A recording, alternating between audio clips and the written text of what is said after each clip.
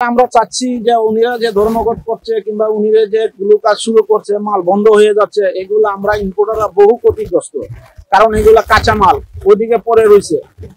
আমরা লিগেলি আমরা এলসি তে আমরা মাল ঢুকাচ্ছি এবং লিগেলি আমরা বিজনেস করছি, সরকারের লিগেলি আমরা ট্যাক্স দিচ্ছি।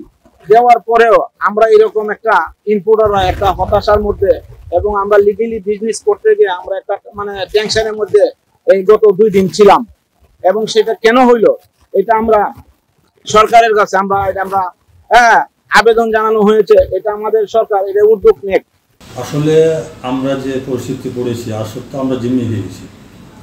কারণ এখানে আমরা হঠাৎ করে যে ব্যবসা বন্ধ, এই ব্যবসা বন্ধ উপরে আমাদের প্রায় 600-700 গাড়ি আটকা আছে।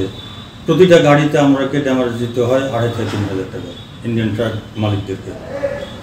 পচনশীল যে মালগুলো আছে মালগুলো নষ্ট হচ্ছে, যে দিনের যে অবস্থা তাতে যেহেতু মাল পচনশীল এই কাঁচা মাল তো এমনি নষ্ট হয়ে যাবে। তারপরে এইবারে যে এক্সপোর্টের গাড়িগুলো, এই গাড়িগুলো তো এক্সপোর্টের চাপই থামতে পারছি না, কিন্তু কাস্টম তো এগুলো শুনতে চাচ্ছে না। হঠাৎ করে এই ধরনের করবে, এ তো আমরা হতভম্ব হয়ে গেছি যে এই ধরনের কেন করে। তারপরে ধরেন এই যে ক্ষতিগ্রস্ত দেশের রাজস্ব ক্ষতি, 2 দিনে মিনিমাম তো প্রায় 6 কোটি টাকা আসবে।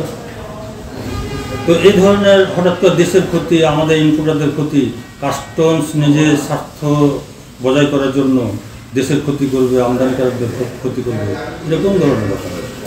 এটা মেনে পাবে না, এই ধরনের হঠাৎ করে হবে এটা আমরা আমদানিকারকরা চাই না। কারণ আন্দোলন করতে হলে মিনিমাম 2 দিন 3 দিন আগে জানাবে, আমরা সতর্ক হয়ে যাব। আর দেশের বিরুদ্ধে কীরকম আন্দোলন হবে, এটা কেমন কথা হলো, এটা তো আমরা চাই না যে দেশের বিরুদ্ধে আমরা আন্দোলন করবো।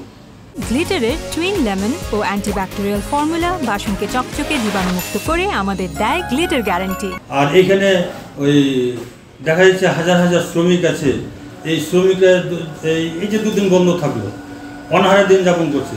আর 2-4 দিন থাকলে তো শ্রমিকরা মানে অস্থিরতা বোধ করতো এবং এখানে সন্ত্রাসী ভাব শুরু হয়ে যেত। কারণ যখন এই শ্রমিকদের পেটে জ্বালা ধরবে তখন তো কিছু মানবে না। তো সব দিক বিবেচনা করে আমি মনে করব ভবিষ্যতে এই ধরনের না হয়। কোনো সুযোগ সুবিধার বিষয় হলে আলাপ আলোচনা করবে সরকারের সঙ্গে, আলোচনার মাধ্যমে সারা উচিত, এটা আমি মনে করি। আজকে তো আমরা খুবই অফিসে এসে খুব দ্রুত কাজগুলো শুরু করেছি। প্রথম গাড়িটাই আমাদের এক্সপোর্টের গাড়ি 9:50-এর দিকেই ভারতের দিকে চলে গেছে এবং পাশাপাশি একই সময়ে ভারতীয় পণ্যবাহী ট্রাক পাথর নিয়ে এসছে। তো এটার পুরো মাত্রায় এখন কাজকাম শুরু হয়ে গেছে। তো আমাদের আজকে আপনার যেহেতু আজকে 30শে জুন বছরের শেষ দিন, অর্থ বছরের, সুতরাং আজকে যতগুলো পণ্যই আমাদের আসবে সবগুলোই আমরা রাতের 12টা পর্যন্ত অ্যাসেসমেন্ট করে শুল্ক কর আদায় করে তারপরেই খালাস দিয়ে দিব।